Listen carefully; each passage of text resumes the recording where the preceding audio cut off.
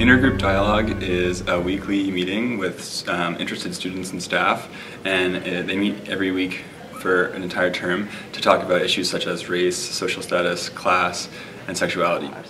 It's a group of students who come and sit down together for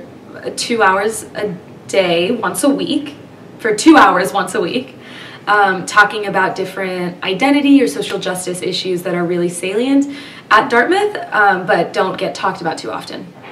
So the first couple of weeks we were just focused on sort of building a community that was a safe space, and then we sort of delved into the issue of class and talked first about where we were coming from personally and our own socioeconomic background, and then by the end of our time at IGD we were sort of dealing with hot topics and more controversial opinions about socioeconomic class and how it impacts both life at Dartmouth and also more generally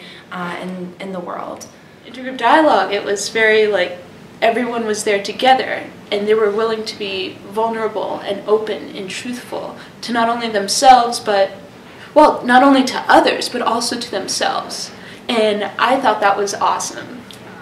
Although there might be some people who feel totally comfortable discussing race or sexual orientation or class with anyone, I think for many of us it's something that's hard to broach. It might feel a little bit private, or it's just not something that might come up because people have reservations about talking about it. So I think just having any exposure to being open and honest and vulnerable about these topics is something that can make it easier to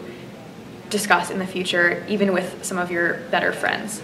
I think from intergroup dialogue I learned how to speak from my own experience most of all, and to be respectful and cognizant of other people's experiences,